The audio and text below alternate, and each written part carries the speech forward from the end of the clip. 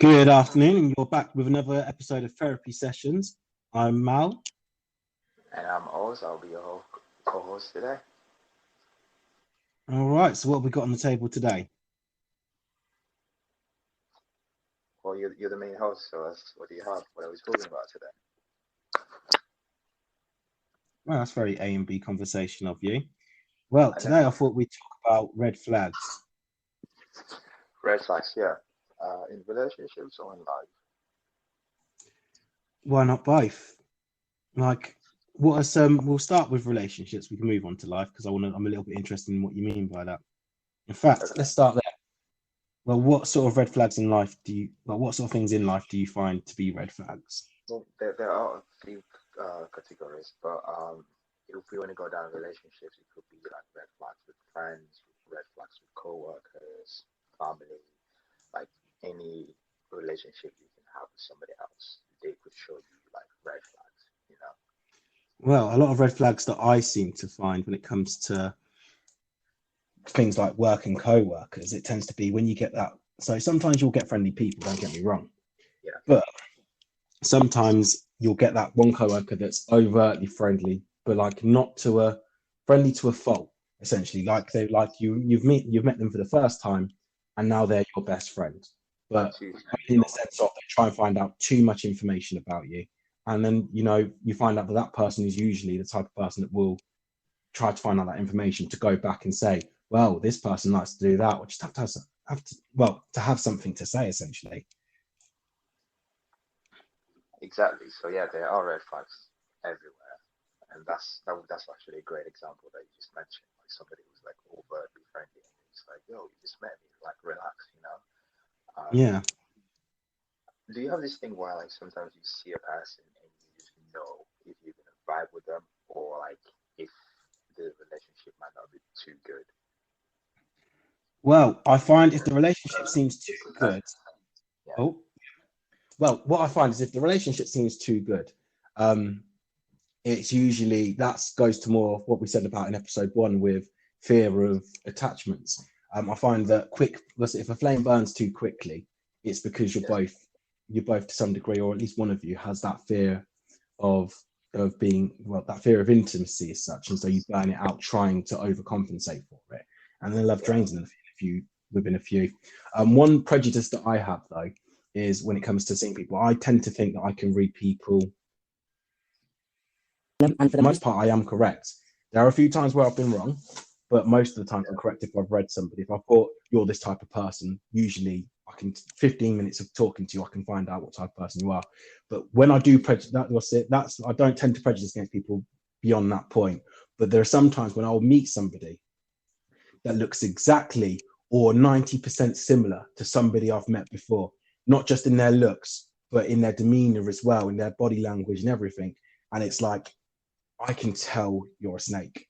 And it's like, I say, and it gives a prejudice. They might not be, it's like at that point in time, they might not be. I've just assumed that they are. And I try to bury it. So I'm like, just because they look like that person, just because they stand like that person, just because they posture themselves like that, they're not that person. Because I've known people, you've known them too, where they were friends, where they're friends with someone new every week, but you'll always find the bad story of the friendship. Like they were once best friends with this one person, and then the second they were left alone, they stole £1,000 off their mum's table, and it was horrendous. Or when their friend decided, oh no, you're a bit too snaky for me, different person, they turned around and they were like, oh, they threatened them with a bottle, and they turned around and said, oh, they threatened me with a bottle to everybody. But generally speaking, one person is more trustworthy than the other. It tends to be the boy who cried wolf is the boy that there wasn't any wolf, was the one that brought it. And it's weird. But there was a person that looked exactly like that person at my workplace, and I was like, "You're going to be really snake." And they approached me the same way. They were overly friendly, They were putting slight disses into other people that I'd spoken to that they knew I knew in the workplace, just to sort of try and add some cool points. And then it turned out that they were, for a year and a half of my working career, they were actively trying to get me fired. And the only reason why I knew this was because I'm really good friends with a lot of people. Like I generally find myself pleasant to be around. When I'm with other people, I'm a pleasant person. When I'm on my own, sometimes I'm a bit of but when I'm with other people, I generally find myself to be pleasant. And so the people that I was sitting next to, yeah, but I was sat next to someone who was also a very charismatic guy. In fact, more charismatic than I am. And he was friends with everybody. And when I say everybody, I mean everybody. And so a lot of times people would go to him with information they shouldn't really be sharing with anyone. But then they shared with them, not realizing that we were actually really good friends. That they were trying to find, they think I'm doing this and I'm doing that, and they're going to try whatever they can to try and get me fired. And I didn't understand because I was fine with that person. But then when I heard that, I was a bit, okay. And then I started to notice they'd query things a little bit more. And so, yeah. So a red flag in that workplace would be somebody's overtly friendly, like to an insane level. Like they're so friendly, like okay, this person's a bit sus. Yeah, because usually if someone's too friendly, like you do get people that you're friends with, and your friends can be seen as overly friendly to other people, but you already know your relationship with your friends. But if someone's overly friendly from the start and it seems to be highly one-sided, usually it's because there's something that they want. Okay. Okay, so I would like to go for another example of red flags that you might have. Mm-hmm. Okay, so that we've talked about workplace. How about friendship? Like a red flag where you go, okay, I'm a bit suspicious about someone. Let's say friendship wise. Well, give me yours and I'll think. Okay, so I'd say about so I'd be suspicious of somebody who is always like telling me about other people, like snaking other people to me, like Yeah. I'm just like, okay, not that that person's bad, but I find myself thinking, okay, if you're willing to blatantly talk about somebody like this, what do you like to say behind my back, Yeah, because you're always the subject of someone's if someone always talks to you about somebody else, then you're the subject of the conversation when you leave the room. Yeah, I'd say that. Another one would be if like I tell them like something that's bothering me and they dismiss it. Not like if they dismiss me the first time I go something's iffy with this person, but like they keep dismissing me or they like make me feel like I'm overreacting. I'm like, okay, you might be right, I might be overreacting, but at the same time, like, don't just dismiss what somebody's just told you because I'm going to tell you something, they trust you enough to go, hey, this is bothering me. So somebody who's like easy dismissal or someone, I'm like, okay, do you really care about me? So that would be a red flag for me. It was one time. It's not about you, shut up. Another one would be somebody who like doesn't reciprocate something. Like for example, let's say like okay, like if you don't call them, they don't call you back, or like oh you're the only one who's like trying to like maintain say your relationship. Yeah. Like, with people like that, I just go, oh okay, I'll try. I give people like 2 chances, sometimes more, but like 3 is like the minimum. Where I go okay, I'll try and I'll see if they like put the same effort, not the same effort, but like, if they just put effort in like this. If they don't, I go, well, okay, I guess we're not that close or whatever. So I wouldn't necessarily say it's a red flag, but it is. It is. Yeah. I mean, I think sometimes it depends on the situation because personally, I've had times where I'll go weeks without speaking to anybody, not because I don't like those people or because they don't like me or anything like that. It's the example I gave is not about Mao, just saying, because he says we're gonna, but it's not. No. I'm just offering an alternate perspective to it. Basically, it's a case of sometimes, like personally, I will retreat from speaking to people, not because of anything they've done or anything I feel, but generally because sometimes you just need that time to yourself. And I think that's one of the issues of this world. With so reliant on technology that you could have 24-hour access to people, that people forget that you shouldn't have 24-hour access to somebody. So people do need their own space, and sometimes people do back off and not retreat. Some people are just generally, it's like, oh, but you can respond to everybody else, but not me. That's a different matter.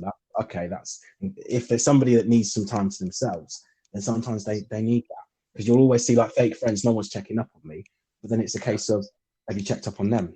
Because sometimes they're going through the same thing. Sometimes it's not about checking up on them. It's about giving them the same time. I've got plenty of friends that I know will go into sort of a hibernation mode at certain points, just because sometimes you need that, and You need time. you need it sometimes. Yeah. But like if there's someone who's actively ignoring you, can see they're out 24/7 with other people, and just across, that is a whole different story completely. Cool. Oh. Yeah, that's why I was like, I wasn't too sure if I wanted to make it a red flag, because sometimes like, have you had this? Actually, I'm gonna put in this. Have you had a like a friend where you haven't spoken like probably in months or years, but Yeah. whenever you, it literally feels like that time didn't pass? Yeah, no, yeah, I've got a few friends like that, and we keep in touch and everything. But I think, like I said, time, when it comes to friendships, time has nothing to do with it. People grow, people have to move away and do their own things. We're all living life, and sometimes lives take ourselves in different directions because everybody wants different things. But if you were really friends, that doesn't really matter. You don't have, if you have to be in contact with somebody every single day to validate your friendship, then it's not really a friendship. Sometimes it's trauma bonding, sometimes you're just there for the sake of it. But a real friend won't need to be there 24/7. Sometimes if you're going through something and you need that constant reassurance for that point in time of your life, that's different. But not if you need it 24/7, regardless of if anything's happening or not. I personally find anyway. Yeah, me too. Well, for me, I don't necessarily like say I know completely what friendship is. I try not to like say, okay, this and this and this makes this a friendship. I do know some of the things that say I wouldn't want in a friendship, but at the same time, well, like, okay, this is a person like I can talk to, talk privately, Yeah. I might possibly list those, say, okay, this person my friend. But I do rarely call people friends though. I used to do it when I was younger, but now it's like, okay, to me, like it means a certain thing, but I still wouldn't generally like describe that outwardly because it's mainly like it's vibes, I think. Yeah. It sounds dumb to say like, oh, friendship vibes me, but it kind of is because it's just like, yeah. some things myself. But some people definitely they're not my friends. Some people are my friends. Some people are more than friends. Like I'll categorize them as brothers. I've never had brothers, so I'm just like, Yeah. okay, my bro. To me, that'd be a perfect friendship. Yeah. No, I think I have very few friends in this day and age. I have family and I have friends seem to be very nuanced towards people that you're just getting to know. But I'd class you as family. I'd class quite a few people that I know as family, but I also have very few people that I'd class as friends. They're either people I know or their family. Cool. As an adult, you get to choose your family. In the red flags thing, let's go to the nitty-gritty of that relationship. Okay. Relationship-wise, then, in fact, let's forget relationship. I'll say just first dating, first dates, or the beginning of the date. Yeah, biggest red flag. Biggest red flag. Okay. That's the lateness actually, especially if you don't just give a reason. Sorry, repeat that. I was gonna ask you the same thing about red flags in relationships, like a first date scenario. But to answer your question, I'd say if somebody just came and they're late, but they didn't give you like prior warning, like say you say, okay, we're gonna meet here at like 8, you get there for like 8, half 8, she shows up and doesn't give you an excuse or something. I'm just like, okay, yeah. Although I do just want to put out there that me and you and I should not be having a conversation about being on time and stuff like that. Although friendship is different to relationships, you can be late too. Stop relating stuff back to you. Not to me. I'm relaying it to you, and when you showed up a whole day late. Right. Okay, I don't. That's not true, by the way. We were supposed to meet up on Saturday. You rocked up on Sunday. Yeah, I was supposed to meet up at 11 and I rocked about 1. We were supposed to meet at 10 and you rocked up at 20 past 1. Yeah, whatever. I was late. I had reasons and I apologize in advance. So that's the thing for me. So if somebody not in advance, they don't tell you like, hey, I'm running late, and they come in a you make that a deal, like, hey, you should what happened, like, video game, like, making it like they're looking at you Yeah. like you're the weird one. To me, that's just like, oh, okay, I don't think this date's gonna go well. Luckily, Yeah. I've not had. I don't think I've actually ever had any bad days. I've been stood up once, but I've not had bad. So, but that would be one for me. Second would be if they're rude to the waiters. Would be what? Sorry. They're rude to like the waiters, the people serving us. Oh, Basically. yeah. If you Yeah, can't speak to a human being like they're a human being, then you're just not worth anyone's time. yeah, exactly. Third would be they're on their phone constantly. Yeah, I think if you're in a dating environment and you're supposed to be on a date, I mean, whenever I'm dating somebody, I put my phone away and I always ask permission if I can, not if I can use my phone, because if I need to take a call, I can take a call, but I'll be like, do you mind? Or anything like that, or just be like, this is really important, I need to take this. But for the most part, if I'm dating somebody, especially if I'm getting to know them, I will be off my phone and just attentive to them because I feel the outside world can wait. But at this point in time, you're trying to find out whether you two are meant to be. Exactly. Not that strongly. No. Yeah, well, yeah, okay, not quite as strong as meant to be happily ever after. But like in a sense of, you're meant to be in a sense of, is it going to work out? Yeah, can this go well? And then maybe down the line, miss all of that. I think one of mine personally, when it comes down to it, one of my biggest, I don't know if it's a red flag, but it's definitely a pet peeve of mine. If I go on a date and you don't reach for your wallet, I will never let somebody. I said so when I go on a date, I will never let her pay for it. Like it's not a power play or anything like that. It's just that I was raised where that's still traditional. A man pays for the food, and if she doesn't want me to, I won't force me to pay for it as such. Unless, of course, we know each other enough that I know it's like, where we're fighting to pay for the other person. I've had that before. It's a good thing you touched on that, actually. So for you, you've been raised that a guy always pays for the day. Yeah. That's pretty fair. But okay, so like, say you invite her out. Yeah. And it's time to pay for the bill, and she doesn't reach for her wallet to pretend that she's trying to pay. You still have a problem. Yeah. Basically, yeah. So the way that if I said, let me take you out, specifically, if I said, let me take you out, if I've already implied beforehand that I will be paying for you, then that's a different issue. But if I've said, do you want to, or should we, or anything like that, if I say if basically it's the terminology I've used, if I've led you to believe that I'll be paying for it and you don't reach for your wallet, that's one thing. If I've just to believe that you'll be paying for the date, let me take you out. Let me. Okay, I'm gonna ask, how do you ask for help on a date? On a date? Well, if I said, well, I rarely say, let me take you out. I usually go, well, I'll say, in fact, if I say, let me take you on a date, that's something I'll do. And basically from that point, I'll say, if I'm asking you on a date, we've been speaking for a while. So I've got a shallow idea of your interests and things like that. Being me, of course. No, like being like what you're interested in. And I'll try and find something quirky, unique that I've done before, but that they've probably not done either, to make it so it's a memorable date. I want to make sure that even if it doesn't work out, I'm a date you remembered. That's why one time I had to have a fight with the restaurant owner just so that they would remember me. It's terrible. Okay, let's see. No, never like that. But I always have that was a joke. But I'll always make sure that the date is something that memorable, because I think dinner and a movie, something you can do with friends, but it's always, it used to be like I don't really want to go to cinema and watch this. I don't really want to go, because it's like cinema is a terrible first date idea. You're sat there right next to each other for about 2 to 3 hours, sometimes an hour and a half, but you're just staring blankly at the screen. Yeah, you can talk about the movie afterwards, but you've not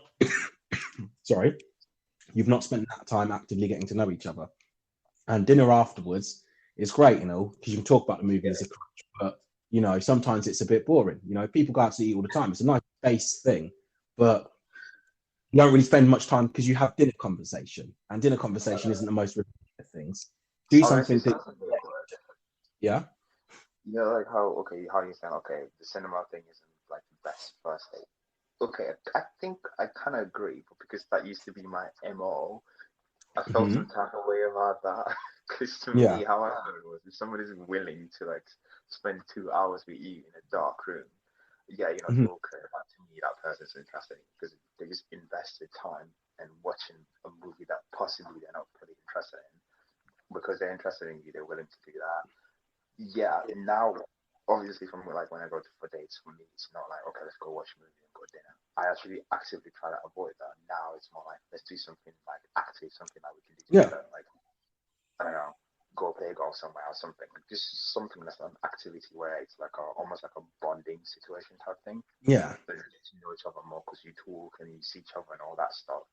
So yeah, so movies is more like on a friendly thing, or maybe once you start dating and it's like, oh hey, this is a good movie, let's go watch it or something.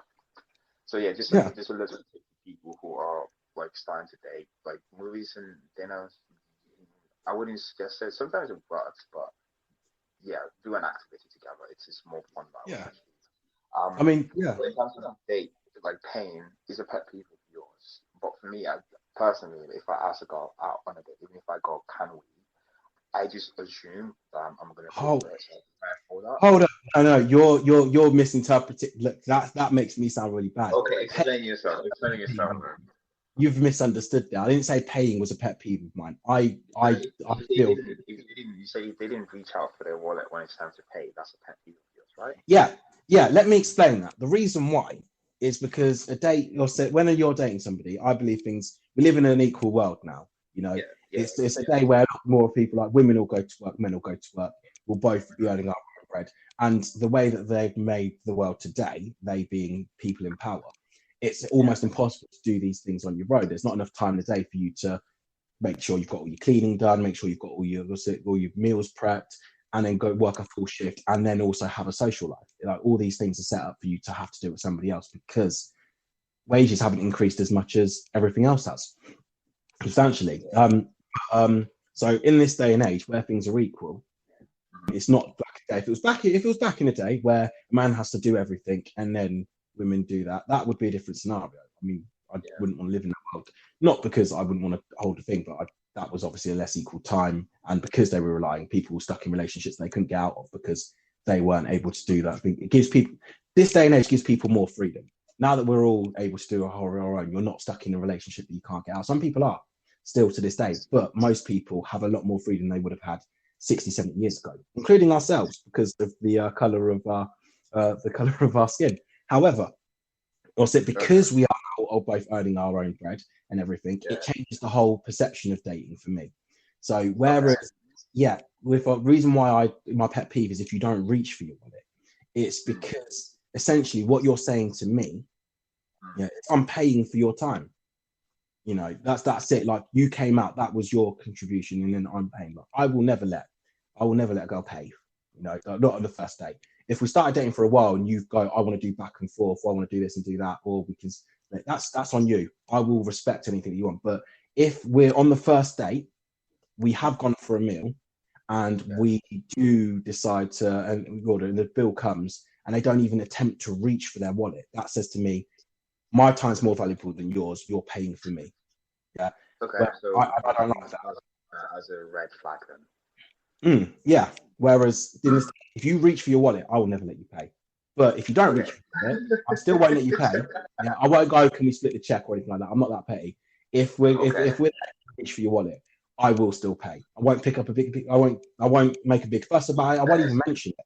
I just won't be asking Let's you say out on a okay. Let's say your future wife's listening to this and she's like, yeah.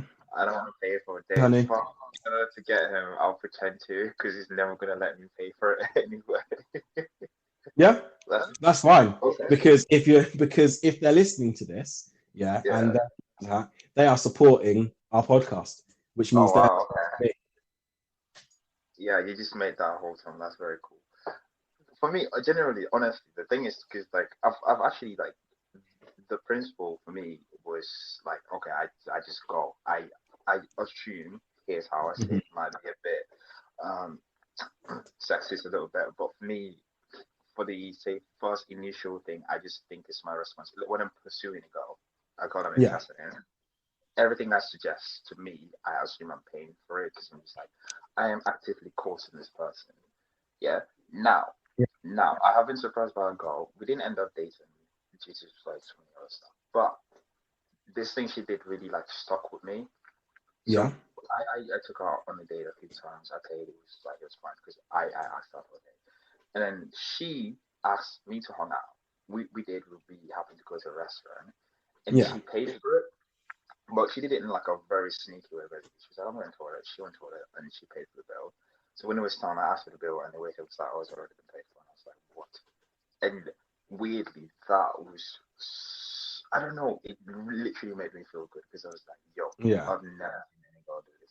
Like, I didn't expect her to do it, honestly, and I Yeah. didn't care if she did it. But Because it your was time's so, valuable, and it's not common. It's not a common practice, and now someone has said that you worth them paying time almost.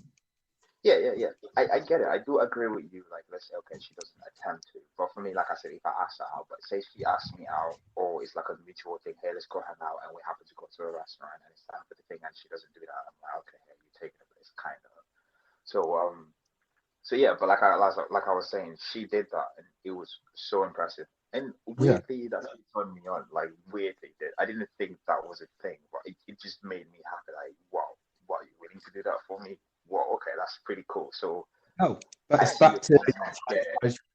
yeah, it's back I to see your why point. I'm I get it. and dominant in that sense. Yeah. Okay. So we've got a few more, like a few red flags. Should we keep it going? What Yeah, else? I remember sometimes it's one thing. It's not such a red flag to mention it, but it is in the way they mentioned it. There was this one person I'd matched them on Tinder. Yeah, we'd met up, can't see, and they started talking about how they want kids, and wanting kids is fine. You know, I also want kids one day. Yeah, one day in the future, distant future, when I can actually financially bring them up. Because I wouldn't. Yeah, that's it. Because I want to make sure that I don't have to say no. I would say no to certain things because I don't want to spoil kids, but I wouldn't want to be able. I don't want to be in a position where I have to say no, not because I'm, but because I can't afford it. I'm sorry, I can't give this to you. I can't give that to you. I know wherever there's a way, and because I know that because both my parents did their best to do anything. If there's anything that I wanted before I knew what the value of money was. Every year, I always got exactly what I wanted. And when I grew up, I sort of saw the work, all the struggle and everything that my mum had gone through to make sure that we had the best. And I'll forever love her for that, and because she's just an amazing person. But that's what I could. But what had happened is that first and foremost, she started talking about how she wants kids, and then she started talking about the nitty gritty stuff and everything like that. Just and she started talking about how she doesn't support using Johnny's, and I was like, okay, I don't personally. I'm like, from my thing, I'm more comfortable unless I know you and we've been in a relationship for a while. I prefer to use it to keep, to stay safe. There's nothing worse than, a time of passion and then you wake up tomorrow and your thing's falling off. It's not a pretty sight. It's not a pretty image to have in your head. But so she started talking about how she was a gangster, and I was like, okay, so are you on the pill or anything like that? She's like, nope. And I was like, okay. And then she started, and then when I was like, yeah, I'm not really about that at all. Well, I you can use it, but then started talking about if you get me pregnant and stuff. But it was the way that it was being said in a way of, I'm going to poke holes in your condom. And I was like, that felt like a red flag. It was too intense. It was too much. Yeah, bro. No, that's glowing hot, bro. That's more than that's like lava level, bro. Yeah. And then there was this other person that I dated for all of a week. They were a friend of a friend, essentially. And then we'd all gone out, and then we'd come back, and that's when I'd met them. We went back to theirs for like a little after party. And I got too drunk and passed out. And then when I woke up, when I woke up, they woke me up and said, I'm just going to pop to the shop quickly, something along those lines. And then when I was awake, I was locked in the house for about it was a flat, so I was locked in the house for about 7 hours, and couldn't get out the front door. There's obviously no windows to climb out the front, and when you looked out the back, there was no, it was like one of those buildings where there's a communal back garden, like not communal as such, they all have their own back gardens, but there's no way in or out of that back garden apart from through somebody's house. So I was like, I can't jump out the back window, can't get out the front. I just have to sleep it off and then come back. But that wasn't the red flag either, because obviously I wouldn't have gone back. The red flag was whilst I was at work, because they knew the shift I worked. They worked very close near me at a different building, and they knew the shift I worked. But every time throughout, like the job that I work, if my phone goes off, if I forget to put it on silent for whatever reason, someone rings it and I've got my phone active, then because I handle sensitive data, I could lose my job, because these are people's accounts that they've got with us at risk. So I have it. But I'd get a phone call like 7 times a day throughout my working day, and then late evening I'd get another call, and I'd answer the ones in the evening, but then I just got a bit too, it was too much on it, especially since after the second time we'd met, it was talks about, oh, you're going to meet my mother, you're going to do this, you're going to do that. It was too intense. And I can relate. I think this is a repressed memory for me, because I've had 2 girls do it to me where it like shook me to the core, where I'm just like, I just have to bear it is. It's like when somebody's like really, really like into you, and they're just going to the next level, and you've just recently met them. The most recent one, actually, a close friend of mine, like he witnessed it. So like I had a witness. We just met. It was a night out. We met. Obviously, we did a date, and she stayed over the next day, which was fine. It was cool. It was like I was by myself. So we were hanging out, and then people would text me. By the way, this is somebody I just met probably less than 12 hours before. And she just go, "Who's that texting me?" At first, I thought it was a joke. She was joking. Haha. But it became like more serious, because it was like, obviously I'm talking to other people, like, but like it's my phone, I can do what I want. Like, I had to explain myself to her, like, there's nothing wrong with me talking to other people, because me and you are not dating. And she goes, so men are always like this, and I was like, what happened? Like, what's wrong? So I ignored it. But slowly she starts talking like we're in a relationship, you know. And I was like, no, I have to get rid of this girl. I really have to. But because what did you say to her? I did. I took it as a joke, because okay, I have a stereotype. I probably will get cancelled for this, but I think the craziest girls give the best sex, basically. So I remember us admit this. I was blinded by the fact that it was really good, so I focused on that. I saw all these red flags that bothered me, that made me feel some type of way. I could have ended it then, but I didn't. I continued to stay with her for a little while, but I always try to be honest, because I was like, I'm not looking for a relationship. I like what we have going on, but I'm not looking for one. But she didn't take that seriously. She assumed we were dating. So when I realized, okay, I was honest. I told you this. We're not pursuing a relationship. This is not something I plan to do. And she was really getting jealous over like texts I would get from anybody who was female, even if it's from female friends. And I just ignored all of that, just because I was like, the sex was good. So when I cut it off, she went berserk on me, to be honest. Like, I think I still have the WhatsApp messages that I backed up, and I read them from time to time, and I just go, whoa, there was something wrong with her. I don't want to call her crazy, but there was something wrong with her. But I could have known from the first time that this was not going to be good. But I let myself as reasons, like, I entertained it too long. So that's one. The second one, there's a girl I met in high school. Just being friends with her. We never dated, by the way. And by the mere fact that I spoke to her and I was nice to her, she thought I was into her. And me being an idiot, I gave her my number.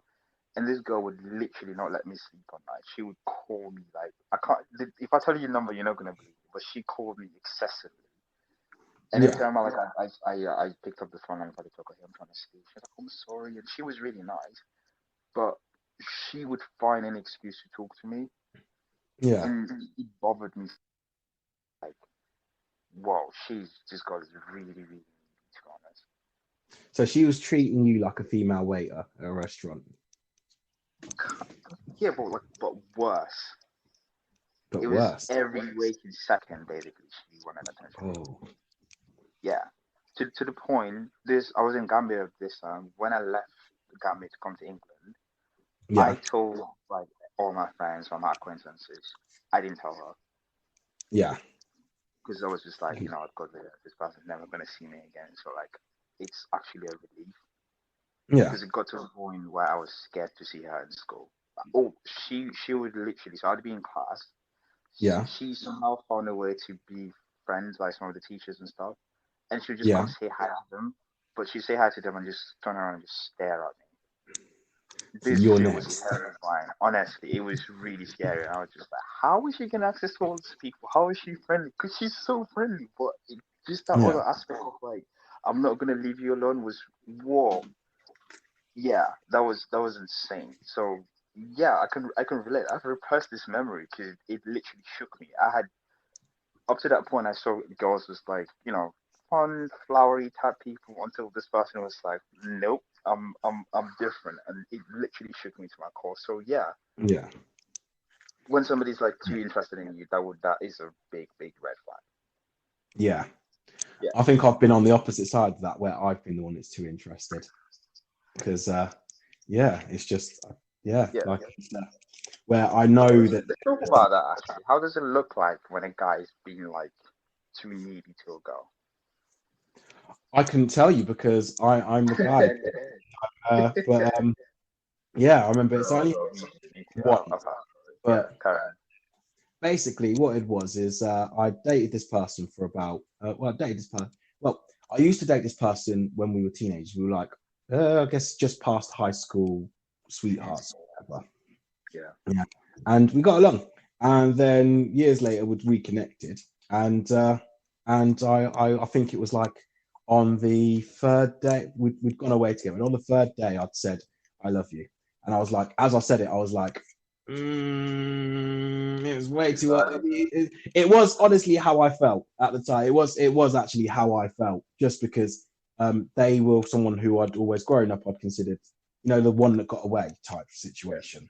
Yeah. As I thought about it, like, because obviously things obviously didn't work out, and the more I thought about it, it was like that was a bad move. But at the same time, they weren't really the one that got away. They were things. It was just unfinished business, and so it didn't work out. But it was like the third day, so we decided we're going to catch up. We caught up before a couple of years, and we decided we're going to go away together. Went away, and third day, and I was like, as I said it, I was like, yeah, this is not going to end well. I am way too. And then I realized now that was due to the whole fear of intimacy, because I tend to, like, before that I had a burnout when I was talking about where it's too intense, and then after a few days it just dies down. Sometimes it's a few weeks, but it's like it's a whole case of just refrain from yourself and just work on that. So yeah, I think it's got to be scary, because you've got to think about the whole situation, like what's going on with Kanye and Kim Kardashian.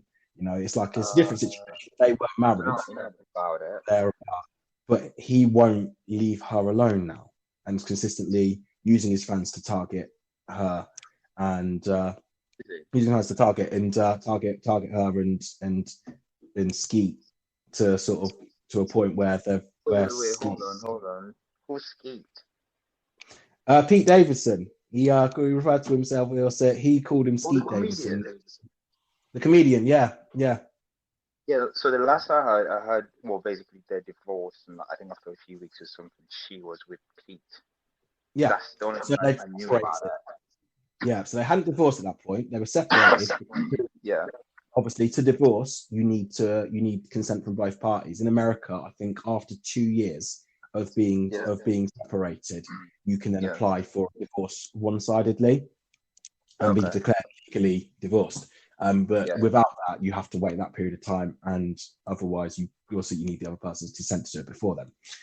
So she's recently managed to get herself legally now single, but she was dating a few weeks after it wasn't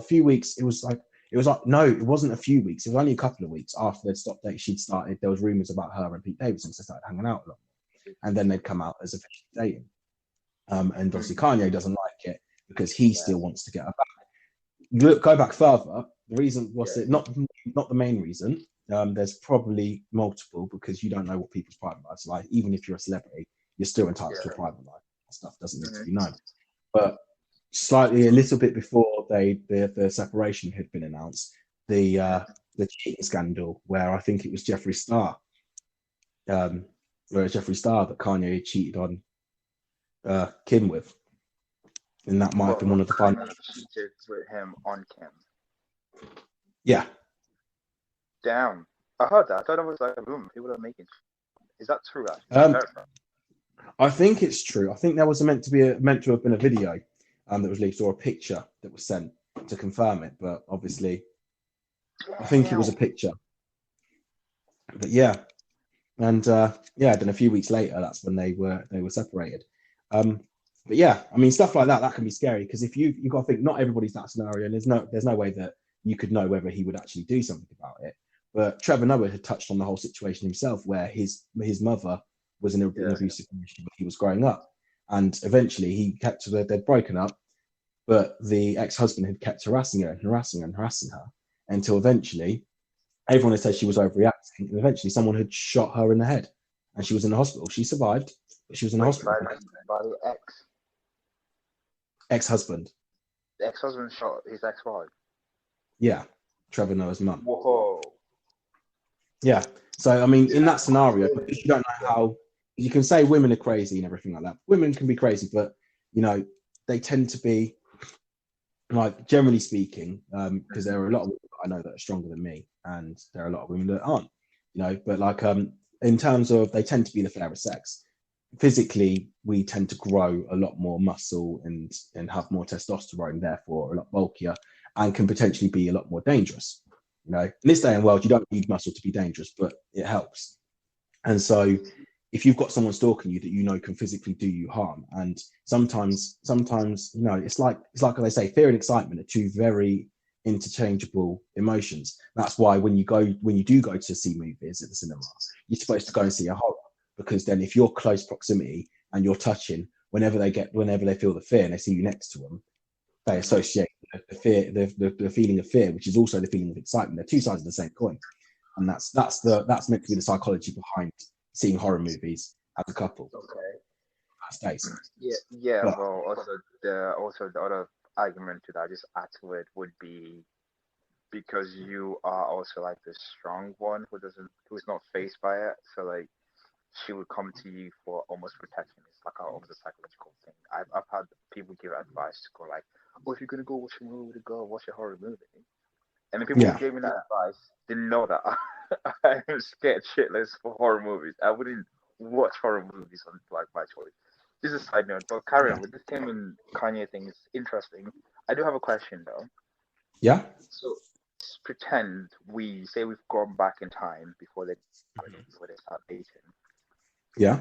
What red flags can you stipulate that, say, Kim would have looked out for before dating Kanye, and Kanye would have looked out for before dating Kim? Because I'm not going to say they're both angels here. Maybe somebody's doing crazy, because, like, I mean, if he's still, like, not willing to let her go, that is definitely a no-no, especially now that they've separated. She's free to do whatever she wants. Yeah, they have kids together, but if she doesn't want to be in a relationship, she doesn't want to, and she is alone.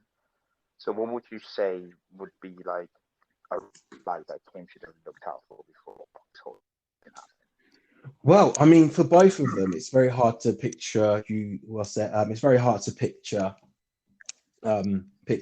give specific red flags. They've both got very unique circumstances in how they rose to their fame.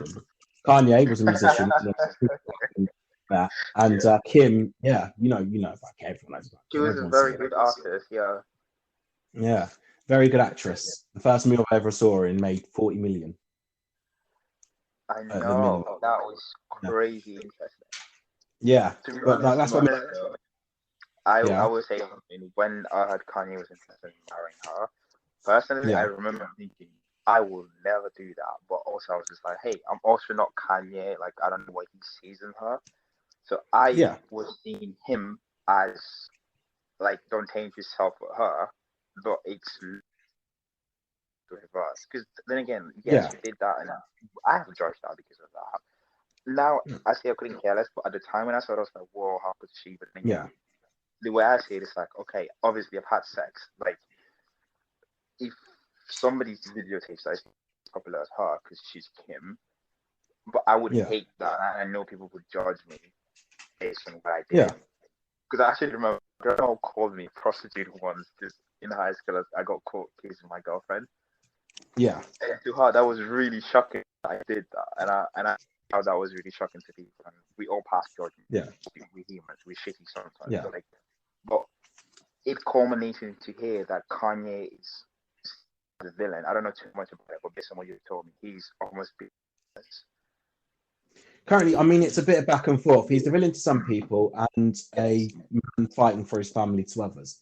It's there's too many sides to see what you can focus on.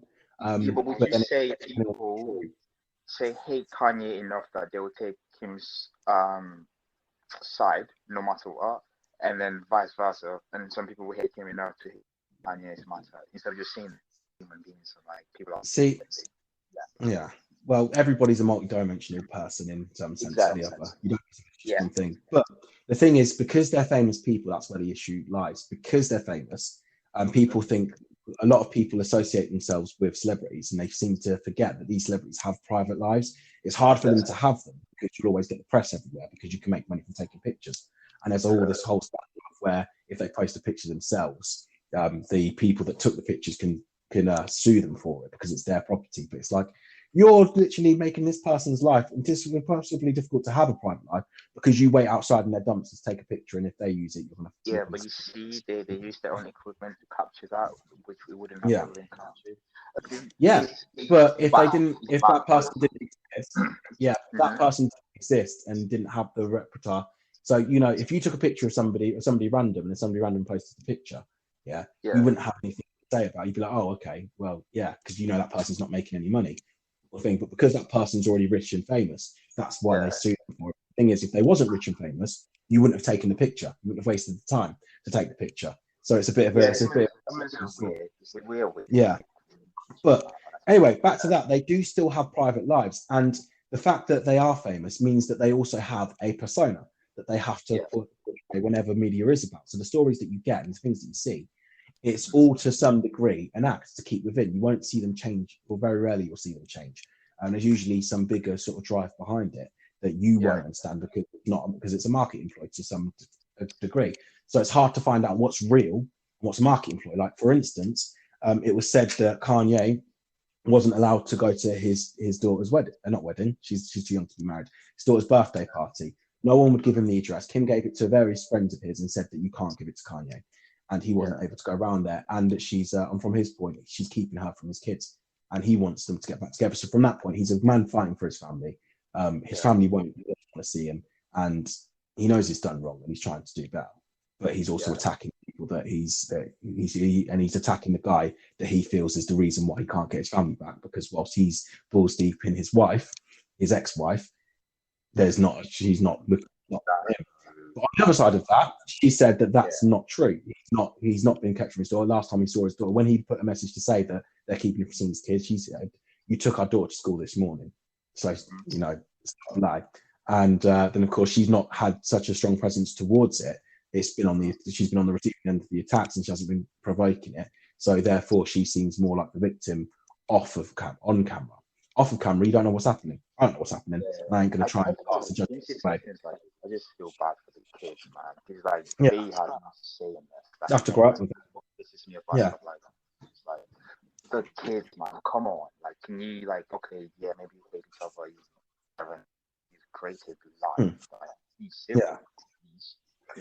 So what I do want to put out there before you go off into that, there is a red flag that Kim should have seen. A big red flag. Massive red flag. In fact, the red flag looked almost like a cap. It was such a big red flag. It looked like a cap with things, and it had writing on it that said "Make America Great." Boy, she already married him at that time, though. Come on. Yeah, but you can't. Someone doesn't just wake up one day and go, "Oh, I'm a Trump supporter." There's got to be tendencies there. There's got to be signs you can see.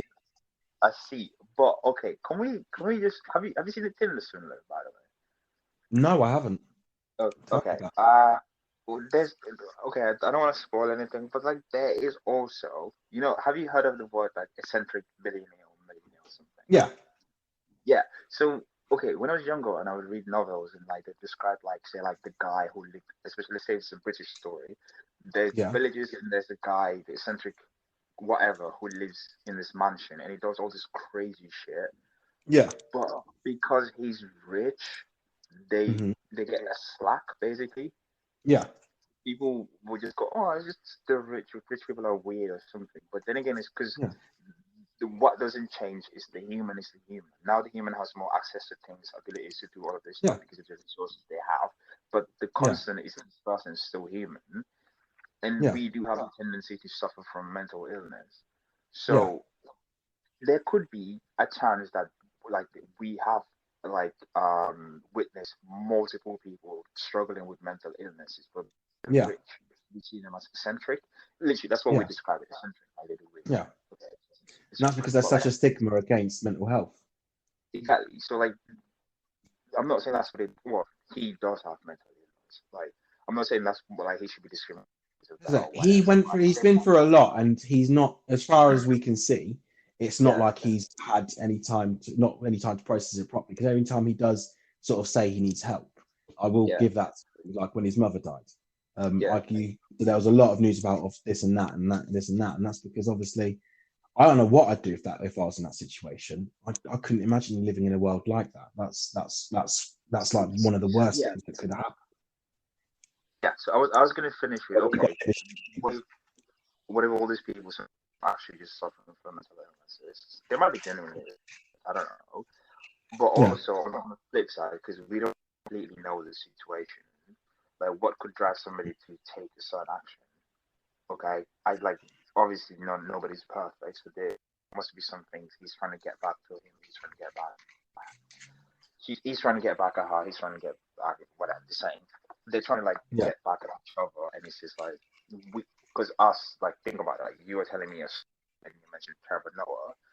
First thing I yeah, thought I was like, what does that have to do with anything? But then again, you told me about how he relates to Kim because something happened personally in his life, yeah, and people would then tend to see the situation based on mhm, what happened to them rather than yeah, just see the situation as is. What happened to Trevor Noah's mom obviously is horrible. She yeah, survived, and I'm glad she did because I used to follow Trevor Noah a lot, and I know about yeah, the story. I didn't know the circumstances at which she got shot. He just talked about how she got shot. He didn't say what happened. So it's yeah, good that I know this now. But then again, he's relating to the story based on that. yeah, When this is a different continent, we're talking about celebrities, and there's so much. There's a lot like included in this. So like it's it's weird. That's all I'm gonna say. It's weird. I try not to like judge. Obviously, somebody does something or oversteps the boundary. Yeah, I don't do that, but we don't completely know what's happening. yeah. No, that's it. We don't have the full story, and so we can't really make judgment. You can see how you see it with it, but you've not got the full story. Yeah. Well, Rarely ever one do thing. you have the full story. Going back to the question I asked, one thing Yeah, or two things I say was a red flag if I was Kanye. yeah. Um, The red cat. I'm not passing judgment, but Yeah. the two red flags I'll say they want somebody like him would be one, Hmm. obviously that masterpiece she made. Not gonna judge her for that. Personally, I don't think I'd want to go for it. I just don't want to deal with the hassle of everything that came with because he took slack for it. People, rappers, musicians, I remember for years were just mocking him based on that. And dude, this dude had to be very strong will to ignore all of that. I I don't think I'm don't see. You know, that's it's one.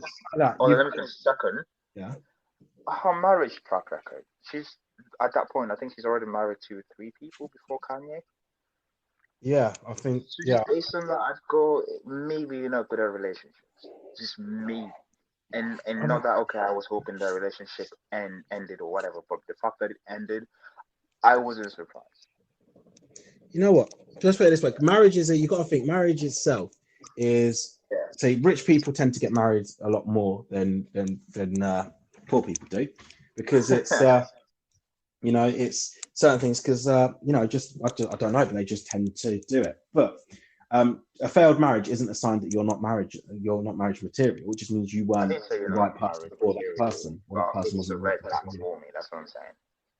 It depends. I think it depends on those reasons. If you know the reasons why, if it was that they constantly cheated, that's one Yeah, thing. But if it was just that it just didn't work out, and honestly, it didn't work out 3 times. Again, like I said, the fear of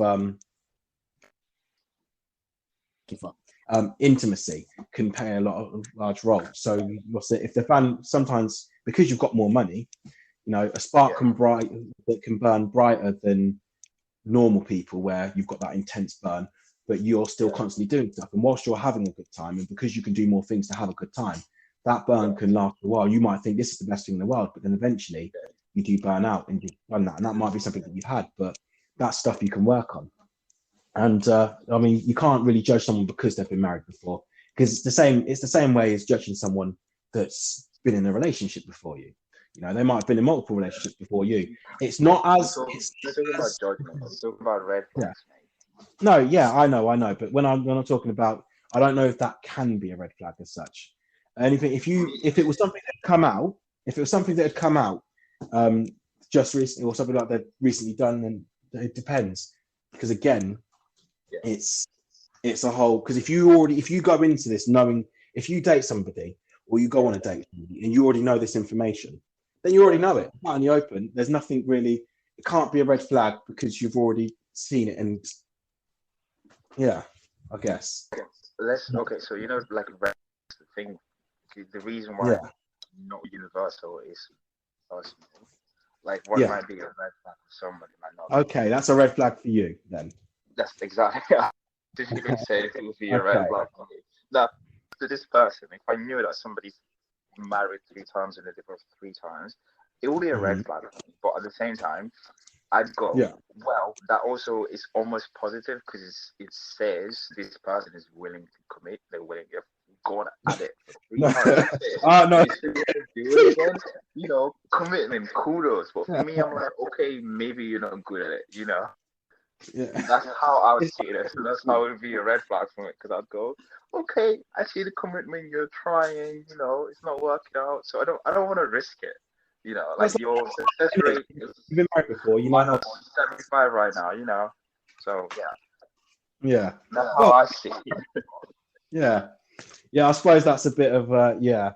I guess also personally I'd probably try and find out really why, but it could be No, a it works because like okay, so personally, well, my mom's she's married twice. This is her second relationship, and it's been it's working. not a red flag. Is that what you're saying? But if I was my stepdad and I saw that, I'd be like, I don't. No, actually, but that so no, she had one failed one, and this one is going steady. So Yeah. one, I think I'm cool to risking a little bit. To me, is a red flag. That just personally, that's just me. But there are Okay. people who literally had like the best relationship on their fourth Mhm. like marriage, Yeah. and it's Isn't that it's a Henry red VIII? flag. But even now thinking about it right now, probably I don't know. That guy had so many wives, but like Yeah, I, 6. Yeah. yeah, I've dated people who like dated other people more than four before me, and it wasn't a Yeah. big deal. But because marriage is like I see it as almost sacred. Yeah. So if I wanna like go at it with somebody, I would want them to be in experience as me, so we can figure it out together, Mm. rather than someone who's like I don't know who's done it before. Because like I don't know. I don't know. Just I haven't thought about it too much, so I can't articulate Yeah. my thoughts on it very well. But it's just a red flag. I might be willing to maybe forego it or look over it, but for now, that's how I see it. Man, I'll So tell many you one questions thing. in mind Marriage is during a all that man. stuff. It's a rich man's game. Yeah. Oh, yeah, say that. Oh, because I mean, I say I personally, for me personally, it's Yeah. outdated for me. For the simple Okay. fact of, yeah, Yeah. I make enough money for me to live.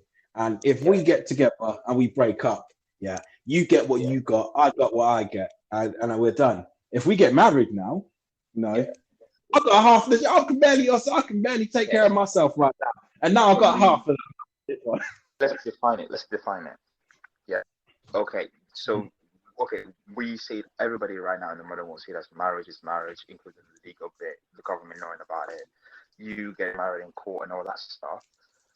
And also there's a religious aspect of it. So like if we try to separate all of that, are you talking about all of them together or just the aspect, let's say you separate with someone and then now you have to pay them for the rest of your life? Because yesterday The financial aspect, yeah. The finance aspect. Okay, so we're talking about legal marriage with the West. Yeah. Yeah. I think we're talking about American system. I don't know if it's in England or not. American. I know England, you get court orders and someone gets to keep this or gets to that. Generally speaking, it's usually you both get half of whatever's accumulated because you both built a life together. Okay, for the American marriage, no, I don't want that either. I'm on that boat with you. Fuck that shit. Because so I was looking into it's actually weirdly, this is crazy. I didn't even know we would talk about this, but I was just like, I was curious. Been seeing a lot of videos guys get burned like hard. Like I saw a guy who had to pay his wife for the rest of his life, and the worst thing was he still had to pay her. He left the house, so she took the house, and he's paying her on top of that. And then she had somebody else who moved in the house.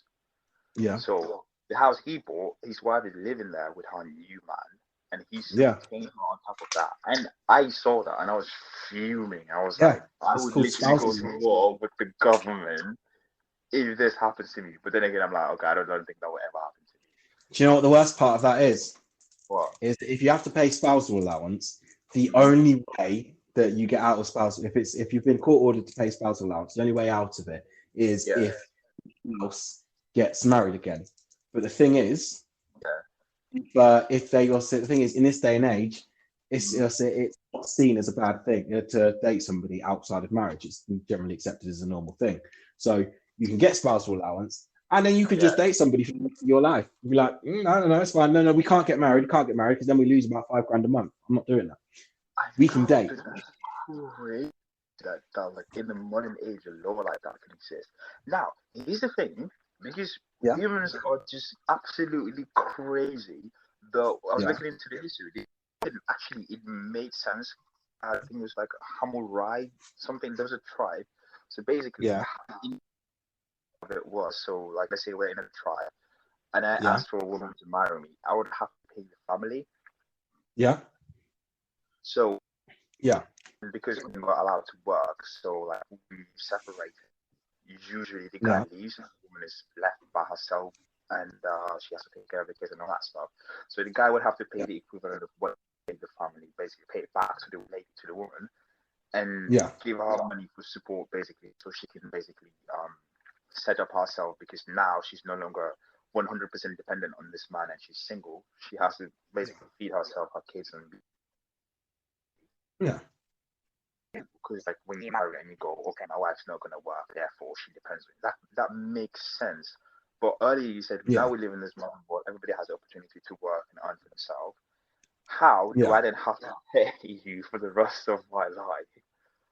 Because I mean, it was unfortunate that we separated, and like it's weird. I'm like, okay, maybe for the first, I don't know, 2 years till you get back on your feet, and then if I have to pay for the kids, obviously.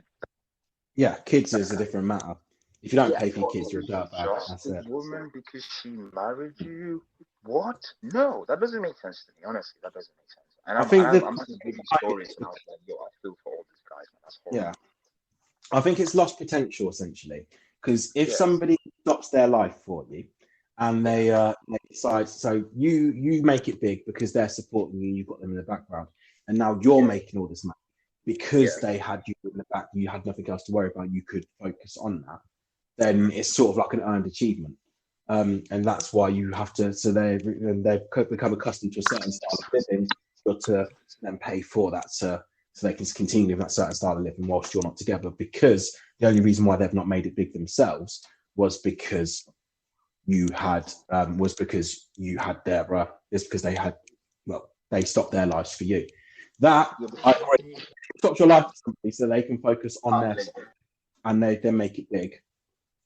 They deserve half, male or female, because it's happened on both sides, and but if you're already big, If you're already big, and yeah, I've started to date you, and you've then come into something that I've already made, or you start dating a woman and she's already made, and you come into that, I don't think you're entitled to half because you've not helped them build it up. You've just been there to help celebrate. Okay, so let's flip this and try to take lessons from that. Yeah. Mm-hmm. So would it be fair to go, okay, before you get married, make sure like you got your money right, you got everything right. Mm-hmm. Yeah. Make sure everything you earn is in your name. You make that clear. But say you and your partner, if you say make money together whilst you are Yeah. in a marriage and stuff, then that goes 50-50. But like you ain't touching my money basically. And that's not greedy, would you say? Yeah, that's not great. If you get back, I mean, what I would probably say is Yeah. if you make above a certain percentage and you're Yeah. marrying someone who don't make anything near that just because of looks or something like that, something superficial. It's not something that you've grown up or you've helped each other together, build it together, but you've already made it. Now you're living the best life, and then you're like, I can date anyone I want. Probably get a prenup. Get a prenup. That's what I'm saying. That makes sense. Oh, dude, this is actually reminding me of a story. This basketball player who he had to cancel a wedding because his wife wouldn't sign a prenup. So the story goes, he like basically fell in love with this girl. They were living together, and Yeah. they were married. So he's a basketball player, makes a lot. Yeah. He basically made a contract sign, made a prenup contract, showed it to her, told her he was gonna do it. She's like, cool, I'll sign. But she just kept finding excuses here and there not to sign. Wedding Yeah. day comes, he notices that his assistant tells him, "Oh yeah, your wife is fine still." So he straight up cancelled the wedding, and there was a whole commotion, hoorah, this, that, the pastor, everybody getting there, and then Yeah. she was like, I'm gonna sign," but apparently she was really upset. And he goes, one thing he knows, this is actually something I had to learn, was like you Yeah. cannot make someone sign under duress. Well, Yeah. even if they want to sign but they're under duress, after Yeah. they They sign, can get thrown out. I was under duress and they will be thrown out. And I was like, whoa, I didn't know. Because to me, when he got to that part of the story, I thought, okay, she signed and they got married. But no. Apparently, you can't do that. That would be. I didn't No. even know that. Like, Yeah. somebody was under. Yeah. You can't. That's how you get a lot of when people make you sign bonus contracts because they know you're vulnerable. Because anybody, I think the only reason why the law is that fair is because vulnerability can attack anybody anytime in their lives. Some people are vulnerable for their whole life. Some people are vulnerable for a period, but it's very rare that you find someone that's gone through life without any sort of trauma. And therefore, if you're in some sort of vulnerability or feel forced into a situation, it can be thrown out. So that would have been thrown out in court. The thing is, if someone, I get the arguments to both of them because people are like, well, if you love me, the financial side shouldn't matter, and that is true. If you love someone, the financial side shouldn't matter. But at the same time, let's go with statistics. Statistically, half of marriages end in divorce. Depending on your age, again, they last 5 years or less. So if you marry somebody, I think the half point is a lot of marriages that are done before the age of 32 don't tend to last a lot more. Whereas marriages of when people get married and they're both older than 32, that's the point. They tend to last forever because you've got that whole. Married at 33, okay. And that's it. Yeah, get married at 33, it will last forever. But most relationships before the last. Is that both females and males? Yeah. Sorry. Does that apply for both females and males? Yeah. So most people don't. Most relationships, don't last if they're with people before the age of 32. Relationships from 32 tend to last either a lot longer or for the rest of their lives because people are a lot more mature. The average level of maturity is 32 for women and 43 for men. Okay, I want to make a rebuttal for something you said earlier. You don't think money matter in with law? Yeah. I don't completely 100% agree with that. No, I said no. Continue. I thought about this in the most nerd way possible. Yeah. Okay, let's say for a relationship to break, it takes 1,000 fights. This is kind of how I thought about it. Yeah, Yeah. like they last for a year, 2 years, 15 years, whatever, 1,000 fights. Yeah, Yeah. and let's say 30% of that is Yeah. caused by money. Yeah, I feel Yeah. like your relationship can last a lot longer if if money's not an issue, like the fight can be Yeah. reduced by 30%, and that could last a really, really long time. So Yeah. in the modern age, maybe before, but in the modern age now, I think money is very important in a relationship, in love actually, because it's like all the other stuff that we are like associated with like love, or things that help us build love. So, for example, going on a date, traveling together, doing all of these things, Yeah. all things that we associate with love right now involve money. Yeah, we're Yeah. not 100% aware of them, or we don't think about them that way because it's weird to think about it that way. But for example, Yeah. let's go with a woman and she goes, "Oh, that looks nice," and then Hmm. you know that and buy it for her. She's Yeah. not gonna go, "Oh, he's so sweet. He spent money on me." She's gonna go, "He remembered." Yeah. But you remembering to get that cost you money, so it's needed. It's not romantic to think about it that way. So, but Yeah. it is. But that was still out of context from what I said. Okay. So, not saying I didn't say money's not needed for a relationship as such. No, what I said was I see the arguments for prenups where they're saying I shouldn't have to sign a piece of paper to say that I'm not Yes. entitled to your financials. If you love me, the money Yeah. shouldn't matter. And what I meant by that is that a lot of the arguments that you'll find towards, well, against prenups is that you putting this prenup in place means that you think our relationship's going to end. And Okay. yeah, from a love point of view, that makes sense. It's like, yeah, a prenup is almost saying when we break up, I'm keeping my shit. But that the issue with it is the when we break up. Because if you're getting married, it's for life, it's for better or worse until death do us part. You know, Yeah, but that also and just means relationships end if it's not because of a breakup. Death is one of the ways in which a relationship ends too. yeah, that's it. Yeah, but that's what I mean. That's what, but like when you put something like a prenup in place, it's Yeah. almost preemptive to say, well, this is going to end. Might not end today, might not end tomorrow, might not end 10 years from now, it might be 20, 30 years from now. But when Yes. this relationship ends, I'm keeping my shit. And that's what a lot of arguments tend to be against. It shouldn't, if we're in a relationship, if you're marrying me for love, the money shouldn't matter. So you putting you putting the prenup in place is you putting a bet on that we are eventually going to break up, and that's how it can be seen, and that's how it does get looked at by a lot of people. But what I Okay. was saying is I see that argument, but at the Yeah. same time, statistically, Yeah. if you're younger than 32 and you've been together since before you were 32, it probably ain't going to work. How would you respond to that if you say you propose to like the love of your life and you've made decent money for yourself and like keep that and tell her, okay, I want to do this, but we have to sign a prenup, but she comes back at you if you like, are you preparing for a relationship? And how would you smooth things over, or how would you maybe tell her how you see things? What would you say to that?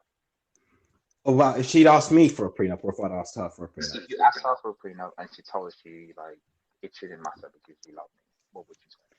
Well, if I made enough money that a prenup was warranted, whew, Yeah. shout out to me. I just want to sit in that and let that simmer for a while, and just that thought of being able to do that. But generally speaking, it depends. So if I'm looking at it, I would if they gave me that ultimatum, it's either relationship ends or we can go ahead with a prenup.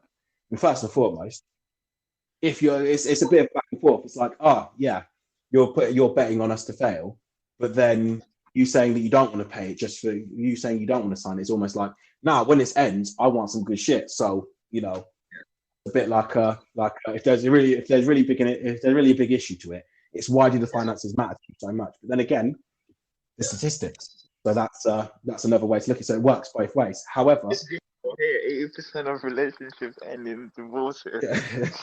yeah, Baby, it's not statistics. yeah, but yeah, it's okay. But basically, the way I'd put it, the way I'd look at it is, if I didn't have this money, not if I didn't have this money. If I didn't have this money, I couldn't make it to Rome, and that's where I met you. So, haha. But like, no, I mean, if I didn't have, if you know how me beforehand because I make enough money, or if you didn't know how much money I made before I met you, yeah, or if you didn't know anything about me before I met you, and I was just a person when I approached you, would you have given me a chance? Because if it's someone that would only give me a chance because I was in a nice suit in a thing that was all expensive, and they could see, oh, that's expensive, he's money, then prenup, what we're done. But if it's someone who I approached, I was there like regularly, it was just a regular people that found each other, and it was genuine. Then you know what? She can still sign a prenup because statistically it does not work. I can just picture you in the restaurant just pulling out your phone or your laptop. Like, baby, look at this thing. Yeah, just sign it, please. Sign it, please. No, yeah. I mean, like I said, if I'm still building and we get married, then there's no prenup needed. But if I'm already made and then I don't know because it's someone that I genuinely love, and I felt like it would be for a person, which is the only time I'd propose to somebody if I thought I could be with them forever. You know, I was older than 32, then I might not need the prenup. But if I'm younger than 32 and I'm made money, you know, that prenup's coming because statistically it does not work. Ladies, he's going to be a multi-millionaire before he's 32. So just wait until he's over that and you can marry him and take all the money. Yeah. Divorce me a week later, like, no, this ain't working out. I'm gonna need half. It's not working out. I'll take 50% of your shit and you can pay me for the rest of my life. Oh, that's funny. Well, for me, here's how I'd say it. I'd go, hey, listen, nobody likes insurance, but your car's insured, isn't it? Just do that way. Because you're not betting on the fact that... Are you comparing your wife to a car? I am not comparing. I'm talking about insurance. There's life insurance. Yeah, so you're comparing her to a car. You know, when this eventually breaks down, you're going to wish you had that insurance. Really, when this relationship breaks down, I'm going to wish I had this insurance in case. Exactly. So let me have my. Accidents happen anytime, any day. You know, so I'm just trying to insure stuff, so I have it. You know. Yeah, but the insurance doesn't cover both of you, so it's a bad argument to put towards that. Yeah, there's no good argument for it, but it makes sense. You know. Yeah, that's a great argument. Baby, I'm just trying to protect your assets. You know, the stuff that you've got, I don't want to take you for half you've got. Listen, we're assuming that the women we're marrying are like broke. They could be rich and there would not be any need for her. Or maybe, I don't know. No, you still never know. Because... marry rich. Marry somebody who's richer than you so they don't care about your money. Yeah, that's it. You know, get a sugar mama. Get a sugar mama. But like, okay, I'm a deca-millionaire, but she's like making 100 mil, so you know it's nothing. I'm like making 10% of what she makes, so I like separate, but you know she'd be way fine. So it's like, okay, I don't need your money, but I can take care of myself, you know. And that's the best solution. Right. There's this post I saw.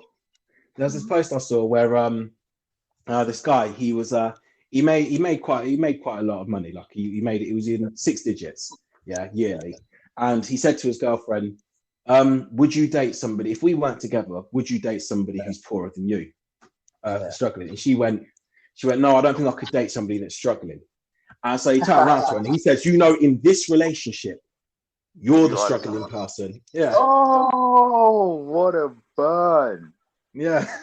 Is it actually really true? I saw Chris Tucker like joke on a similar vein where he was like, women don't date, they have a date down. Like, for example, if they date a car. If he's got a car, then you ain't got a car. He's got a car. You better have a car. If he's got a house, you better have a mansion. You've got to women date up financially. Yeah, okay. They can't go back. I don't think that matters, though, does it? Doesn't matter to who. No, in guys, I don't think that's a thing. No, for guys. No, I've never looked at a guy and said, "Well, my last guy had a car. You ain't got a no." Because men look for more. Like that's. What about looks? It's just looks. So the thing is if I don't find, I think here's the thing, because I've dated models. Yeah, not going to put it out there, but I've also dated people that I wouldn't class as models. What? Eh? I said no. I'm just trying to flex my one. You said models, and I said mine is just one. So yeah. Oh yeah. But that's it. That's what I mean. Models, you know. Yeah. But like I've dated people that would be considered not less than attractive. They're attractive to me, but they wouldn't be on like the front cover of anything, you know. Yeah. And the thing is like, because for me, looks aren't important. They are important because if I don't find you attractive, then I don't find you attractive. There's not going to be a relationship there. We can be friends. Tends attractive. Hey? So I'm finishing a sentence for you, and I was like, it looks don't matter, but you only find tens attractive. Yeah, of course, exactly. So if you're a nut, it's just not going to work out. No, but yeah, basically, I think there has to be even a slight attraction there. But then beyond that, it's a personality because I've gone with people that like they are beautiful, they're just stunning, and then their personality is as dead as a doornail. It's just I can't. And some people, it's like there's no intellect there as well. I've dated people that just you'd think. Like, and when I say dated, I do mean just dated, not a serious relationship or anything like that. Because I couldn't. Because if you can't have an intellectual conversation with me, it's like looks are really important in the sense of if you don't look attractive or pleasing to me in any sense, I'm not going to give you this house next door. But then once that is the thing, what's more important to me is that there's some level of intellect there. You've got your own thoughts and feelings and ideas about the world, and it's something that might be different to mine, might be the same, but it's your own. And it's something that I find interesting. And you're into doing new things because I couldn't be with somebody that I'm just sat there every day watching TV, 9 to 5, like a job. Yeah.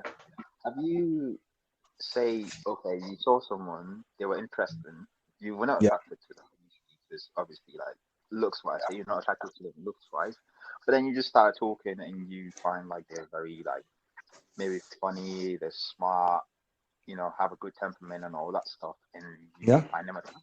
What happened to you? Yeah, that's happened. I mean, it does happen, but it's it weird, doesn't tend to release. Yeah, it's its own sort of quirkiness, but it's not. But yeah, it's just I don't know. Because then sometimes they can become the most attractive person to you. Like I don't even care about anybody else. But, yeah, I think that happens sometimes.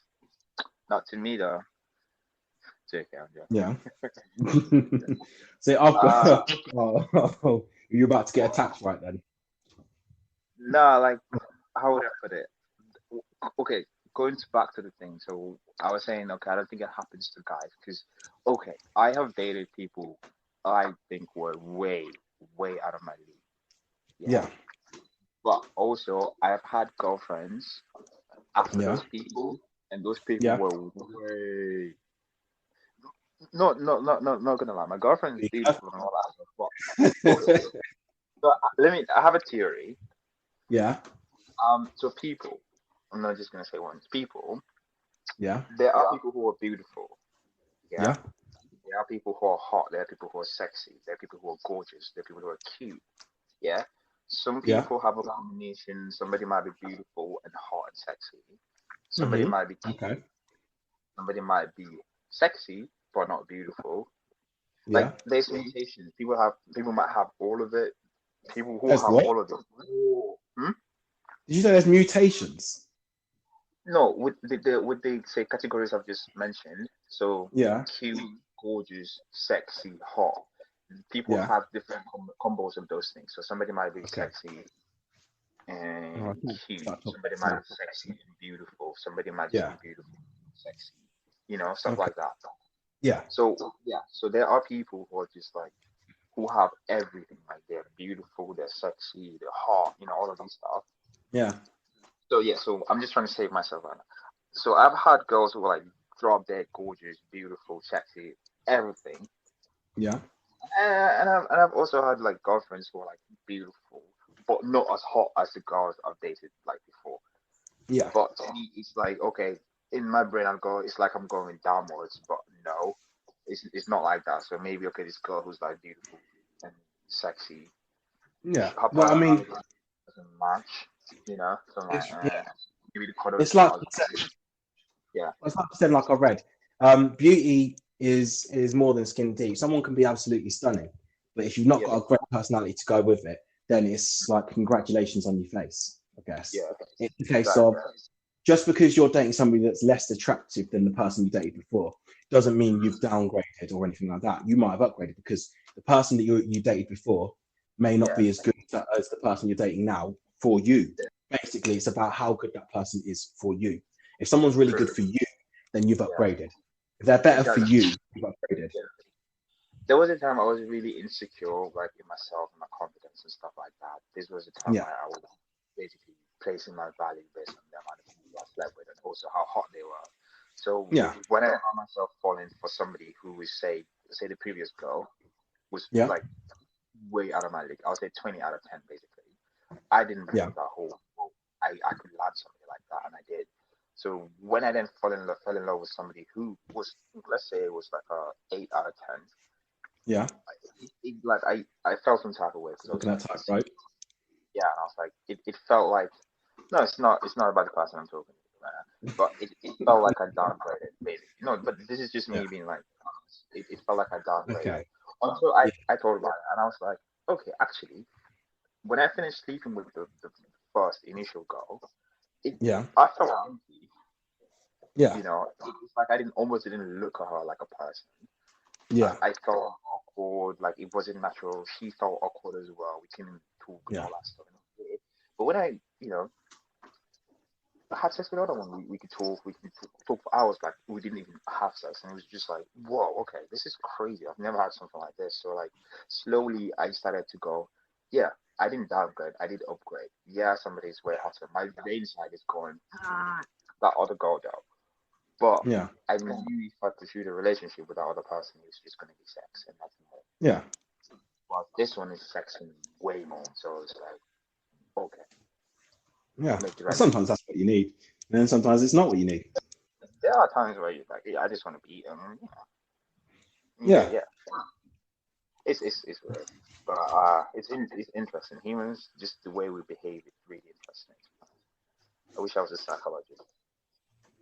Well, it's not too late to learn. You can you can either go to university and try it, or do an online uni course, an open uni course. Yeah, but I overanalyze stuff, so I just feel like I'm gonna be way more annoying than I am right now. Where I just I try to catch myself doing something and I try to break it down, and sometimes I do it to the people I care about, and they'll look at me like, "You always do this." If you got the if you've got the knowledge in the background as to what it is that you're analysing, then maybe it'll be less annoying and more informative. I know. So. It becomes annoying when you get somebody that knows a little bit about something acting like they know everything about something. Whereas you get somebody that knows something, knows their stuff, and they give you some of the information about it in a way that you can understand. That's a different situation, because then that person knows what they're talking about. But if you're somebody who don't know what you're talking about, but you're just saying things for the sake of saying things, you're like, oh, well, I think this, and you don't know Ed from Freddie, then that's different. It's never too late to learn. I know you're an old man now, but I am gonna learn until the day I die. Like it's a process. That's just how I see it. Because it's like you can't know everything. It's physically impossible. It's not physically impossible to know everything. It's just that you don't know. I mean, it just in terms of if you knew everything that we knew in the human race collectively, especially since you've got your phone, you've got access to everything in some way. If you knew how to hack, you'd have access to everything. But everything that you can have access to. There's access to everything. But the thing is about the thing is about being human and everything like that is like, there's a lot of stuff that you know. There's a lot of stuff that you don't know. But the fact is, even as a human race collectively, because if we knew everything, we'd be a lot more advanced than we are now. There's a lot of stuff that we don't know. And because we don't know it, we don't know how to find out about it, which would then increase knowledge now. That's what's weird about it, isn't it? Because what you don't know, you don't know. It shouldn't bother you, but it bothers me. And I know I can't do anything about it. Not all of it. I can do something about it, but not all of it. Well, it's like when you look for a job and you're not quite sure what you want to do. And you know a lot of stuff, but you still can't put a finger on what you want to do. And that's because a lot of the jobs that are available, you don't know about it. You don't know that there's a job that does this exact thing that you'd want to be doing, but you don't even know that's the thing you want to be doing because you don't know it's a thing that can be done. But, and like, not everyone has a dream job. Not everybody wants to work, and there's nothing wrong with that. I mean, I would rather work on myself and work with stuff and do stuff that I'd enjoy doing than I would working for somebody else. But I have to work for somebody else, and I'm doing what I can. But if I'm looking for a new job, love my employers. But if I'm looking for a new job, for instance, there's a lot of things that I can look for because I know these things exist. But I know there's a lot of things that would probably be a lot more interesting that don't exist. Like one thing I didn't know, I worked in recruitment for a while, and in London there is a job that would have been amazing for me when I was younger. But basically, what you do is your whole job is to plan. Your whole job is to plan. What are they called? Hen do's and stag do's. That's your whole job. Wow. So people will pay you. They'll tell you what they want. So if they want to go abroad, they'll tell you where they want to go abroad. If they want to do go-kart racing, if they want to go out to party at a club, if they want to do this, that, or the other, they will tell you what they want. And basically, what you've got to do then, your name goes onto their website, and they choose who they want as well. So obviously, it's all about in the part as to what they need. And then what you do is you plan that whole thing for them, run it by the best man, who's usually the person who's meant to be to you to make it extra special. But before you run that by them, your job is to go out and test that. So if they said I wanted to go snowboarding in Switzerland, you'd have to go out to Switzerland first, test it out, make sure it's a nice time, and then you come back, do it with, tell them your plans, you plan it out, so you've got it all down and cushy, and then you would go on a trip with. I am in. I'm in. I want to do that. I'm in. I want to do that. That sounds amazing. What? It was, and you go down. You go on the trip with them as well. So you plan it out, test it out, and then you go on it with them to make sure they have the best night ever. That's the whole point of the company. The thing is, the pay is only 18k. There was plus a potential commission of about up to 10k, depending on how much you got booked. So it was a decent. Test it out. It's paid for, right? Sorry. When you test it out, let's say like the Switzerland you went, like say you went to the Swiss Alps for like skiing and all that stuff. The company pays for you to go on a trip to like test it out, right? Yeah, they pay for it because, well, no, they don't. So you charge a service. Yeah. Okay. They pay you the service up front. You test it out based on the company, of course, facilitates you for it. It's not like the company's paid for it, then you go back and hit them with it. They've already paid the service to the company. So then you get paid through that essentially. Okay. For me, if like the travel expenses is all paid for me to go test that out, I will happily take it because I get to go to different places like my job. Yeah, but the like, big issue is in London. Over again. Yeah. I think I never considered moving out for a job, but now I'm thinking about it. Because it's just like well, like I said, you don't know what you don't know until you know it. You didn't know it, now you do. But the thing is, we're not saying it's in London because 18k plus a potential 10k commission is a lot of money in a lot of places. But in London, it's pretty much minimum wage. Yeah, that's not true. Yeah, I mean you'd have to do something else, but just the idea, just to travel, do all of these cool stuff, and get it. I'll happily take it, to be honest. Because the way I see it is like, if I'm traveling even like 2 weeks per month, I save a lot of money. You do because you're getting paid for it, and then you get paid to party alongside them. Obviously, you're not allowed to be that guy that gets too drunk because that's terrible service. You're allowed to drink with them, enjoy it, and just have a genuinely good time.